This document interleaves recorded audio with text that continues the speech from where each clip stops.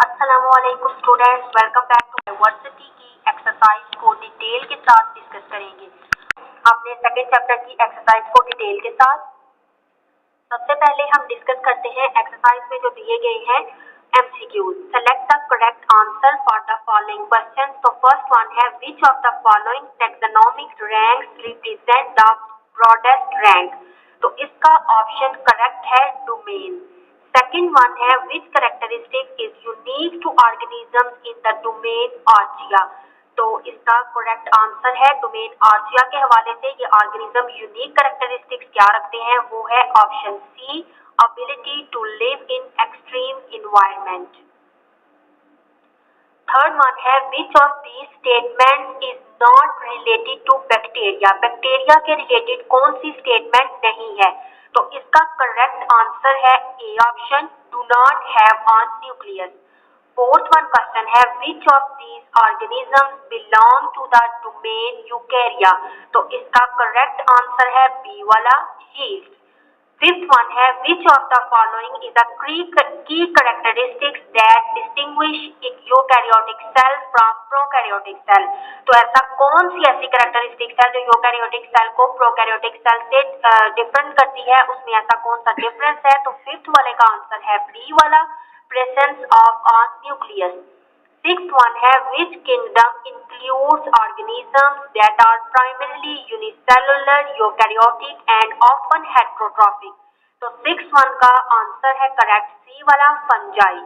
ये फंजाई क्योंकि हेट्रोट्रॉफिक होती है, अपनी फूड को खुद प्रिपेयर नहीं करती बल्कि वो एब्जॉर्ब करती है फूड को। सेवंथ वन है why are fungi included in heterotrophic organisms. तो सेवन वाले का करेक्ट आंसर है बी कि वो एब्जॉर्ब करती है फंजाई न्यूट्रिएंट्स को, दैट्स व्हाई इसको हेट्रोट्रॉफिक ऑर्गेनिजम्स कहा जाता है। 8 वाला है why it is impossible to classify viruses within traditional biological kingdom. तो 8 वाले का करेक्ट आंसर है ए, बिकॉज वायरस जो होते हैं they lack cellular structures and organelles. 9 वाला ऑप्शन है which of the following is the correct way for writing the scientific name of humans. तो इसका करेक्ट ऑप्शन है ए वाला, होमो सैपियंस। आपको नजर भी आ रहा होगा स्क्रीन पे कि इसको थोड़ा उन्होंने टेढ़ा करके इटालियन में लिखा है। अगर हम हैंड राइटिंग में लिखें तो उसको हम लिख के अंडरलाइन करते हैं, तो इस वजह से इसका करेक्ट आंसर ए ऑप्शन है। 10 वाला है which information you can get if you know the scientific name of an organism. तो इसका करेक्ट आंसर है 10 वाले का सी ऑप्शन। हमें पता चलता है साइंटिफिक नेम से जीनस और स्पीशी का।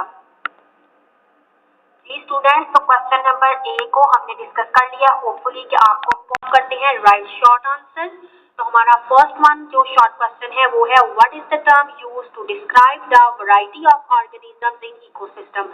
तो इसका करेक्ट आंसर पेज नंबर 25 पे है। तो हम चलते हैं पेज नंबर 25 पे।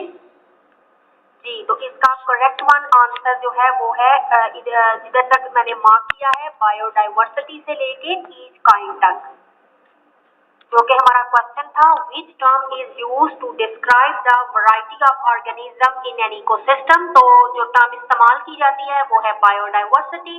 Biodiversity means the variety of organism in a particular area. Biodiversity, bio mean life और डाइवर्सिटी मीन है वैरायटी, यानी कि हम जो लिविंग ऑर्गेनिज्म है, लाइफ है, उसकी हम वैरायटी को डिस्क्राइब करते हैं। तो उस टर्म के लिए हम यूज करते हैं जो टर्म वो है बायोडाइवर्सिटी। तो biodiversity of an area is measured by considering the number of different kind of organisms and the variation with each kind। तो ये इसका करेक्ट वन आंसर है। नेक्स्ट सेकंड क्वेश्चन है how is the biodiversity crucial for humans and for the planet Earth. यानी कि biodiversity humans के लिए और अर्थ पे रहने वाले जितने भी ऑर्गेनिजम्स हैं उनके लिए क्यों क्रूशियल है, यानी कि क्यों इम्पोर्टेंट है। तो इसका आंसर पेज नंबर 26 पे है। तो स्टूडेंट्स हम चलते हैं पेज नंबर 26 पे। जी, तो इसका राइट आंसर आपको स्क्रीन पे नजर आ रहा है, इंपॉर्टेंस ऑफ बायोडाइवर्सिटी। बायोडाइवर्सिटी जो है वो बहुत ज्यादा इंपॉर्टेंट है, इसेंशियल सर्विसेज प्रोवाइड करती है for humans and the planet को। वो कौन कौन सी है?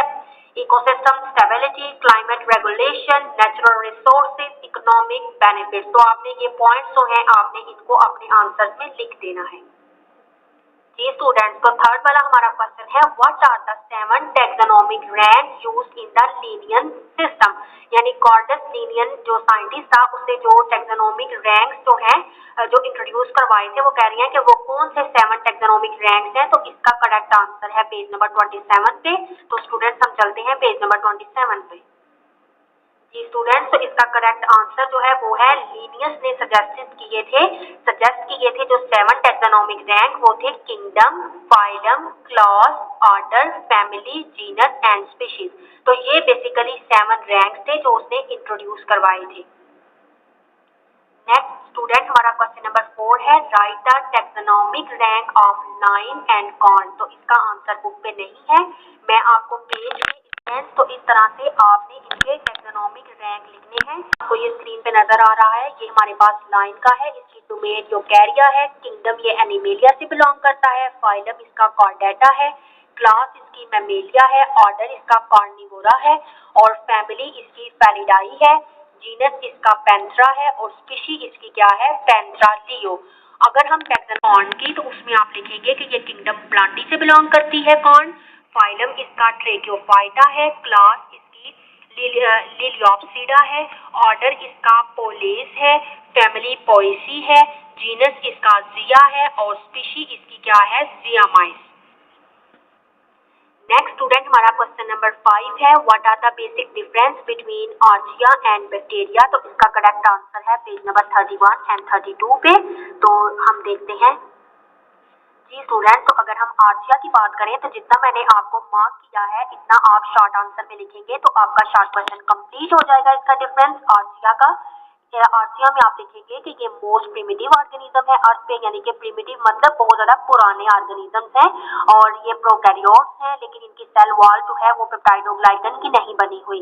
इसके अलावा आप यहाँ से लिखेंगे कि इनकी सेल मेम्ब्रेन जो है वो कंटेन होती है यूनिक लिपिड की बनी होती है जो कि इनको इस काबिल बनाती है कि ये एक्सट्रीम इन्वायरमेंट में भी रह सकती है, यानी कि बहुत ज्यादा गर्म चश्मों में, साल्टी लेक्स यानी कि झील में, नमकीन झील में और एसिडिक और अल्कलाइन वाटर में ये रह सकते हैं।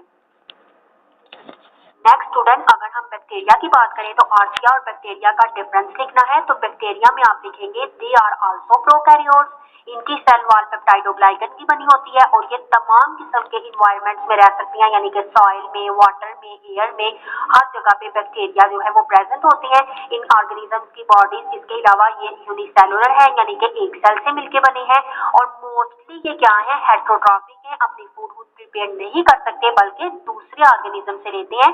बट कुछ ऐसे हैं जिनके पास, बैक्टीरिया के पास क्लोरोफिल होता है और वो फोटोसिंथेसिस के प्रोसेस को कैरी आउट करते हैं। कुछ बैक्टीरिया डिजीज कॉज करते हैं और कुछ बैक्टीरिया बहुत ज्यादा बेनिफिशियल भी हैं। फॉर एग्जांपल डिकम्पोजर बैक्टीरिया एक इम्पोर्टेंट रोल प्ले करते हैं न्यूट्रिएंट रिसाइकल करने में, यानी कि वो किसी भी लाश को गला सड़ा देते हैं एंड देन उसके न्यूट्रिएंट जो है वो दोबारा से रिसाइकल हो जाते हैं। नेक्स्ट हमारा स्टूडेंट क्वेश्चन है question number 6 what are the shortcomings of the 3 kingdom classification system. तो इसका राइट आंसर पेज नंबर 30 पे है, लेट्स सी।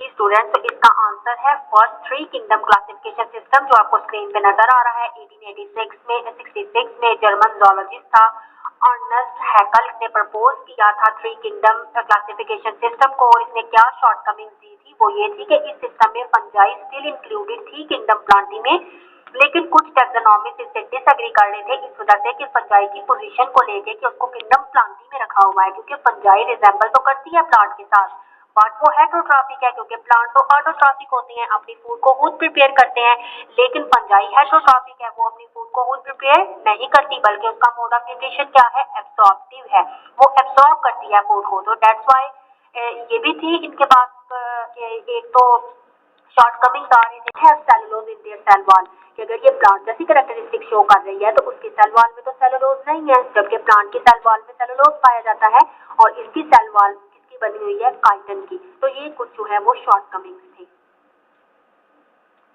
नेक्स्ट हमारे पास स्टूडेंट क्वेश्चन है विच किंगडम इंक्लूड ऑर्गेनिज्म, जैसा कौन सा किंगडम है जिसमें ये तमाम ऑर्गेनिज्म थे जो कि डेट आर मल्टी सेलुलर भी थे, हेट्रोट्रॉफिक भी थे और लैक सेल वॉल्स थे। तो इसका राइट आंसर पेज नंबर 29 पे है। तो इसका राइट आंसर पेज नंबर 29 पे है जो कि है 2 kingdom classification system. Two kingdom classification system के अंदर ही ये तमाम ऑर्गेनिज्म इंक्लूड है, जो कि मल्टी सेलुलर भी है, हेट्रोट्रॉफिक भी है और लैक सेल वॉल भी है। नेक्स्ट हमारा क्वेश्चन है analyst the distinguish characteristics of fungi. तो इसका जो राइट आंसर है, जो फंजाई की कैरेक्टरिस्टिक्स है, वो पेज नंबर 33 पे है। तो स्टूडेंट इसका राइट आंसर ये है, आप फंजाई की कैरेक्टरिस्टिक लिख सकते हैं कि दे आर हेट्रोट्रॉफिक, ये अपनी खुराक को तैयार नहीं करती, न्यूट्रिएंट्स लेती है यूनिक वे में, और they do not ingest food like animals and protist, ये इंजेस्ट नहीं करती बल्कि ये फूड को एब्सॉर्ब करती है डिकाइंग मैटर से, गले सड़े मवाद से, जो कि सराउंडिंग्स में प्रेजेंट होता है। इसके अलावा फंजाई यूकैरियोटिक होती है और इसकी सेल वॉल होती है इसके सेल्स के इर्द गिर्द, और इसकी सेल वॉल काइटिन की बनी होती है, और मोस्टली फंजाई मल्टी सेलुलर होती है। उसकी एग्जांपल में आपने मशरूम, रस्ट, स्मट और मोल्ड की एग्जांपल देनी है, और ये मल्टी सेलुलर की फंजाई की एग्जांपल्स हैं। और कुछ जो फंजाई है वो यूनिसेलुलर होती है, उसकी एग्जांपल में आती है यीस्ट। नेक्स्ट हमारे पास स्टूडेंट क्वेश्चन है list the 3 domains that encompass all living organism. तो इसका राइट आंसर पेज नंबर 35 पे जो टेबल है उसमें इसका राइट आंसर है, जिसमें आप इसमें प्लांटी, फंजाई और एनिमेलिया के बारे में लिखेंगे, उसकी कैरेक्टरिस्टिक्स आप लिख देंगे तो आपका क्वेश्चन कंप्लीट हो जाएगा। नेक्स्ट हमारे पास 10 वाला क्वेश्चन है why can not we classify viruses in any kingdom. तो इसका राइट आंसर पेज नंबर 34 पे आपको मिलेगा, और वो ये है कि क्लासिफाई क्यों नहीं करते हम वायरसेस को, क्योंकि वायरसेस बॉर्डर लाइन पे है कि लिविंग और नॉन लिविंग ये शो नहीं होते कंफर्म कि ये लिविंग है या नॉन लिविंग है, ये सेलुलर स्ट्रक्चर्स हैं। तो इसका राइट आंसर भी आपको पेज नंबर 34 पे मिलेगा। Next and last short question है हमारा how does binomial nomenclature facilitate the clear communication about organism across different languages. तो इसका राइट आंसर आपको पेज नंबर 36 और 37 पे मिलेगा। जी स्टूडेंट्स, तो इसका राइट आंसर हमारे पास ये है कि साइंटिफिक नेम जो होते हैं ऑर्गेनिज्म के, वो उनके कंट्री के को फेवर नहीं कर रहे होते। वो जहाँ कहीं भी दुनिया में जितने भी साइंटिफिक नेम है वो ऑर्गेनिज्म के लिए यूज होते हैं, वो स्पेसिफिक होते हैं। तो इस तरह से जो बाइनोमियल नोमेनक्लेचर का सिस्टम है वो हमें प्रोवाइड करता है एक स्टैंडर्ड वे ऑफ कम्युनिकेशन।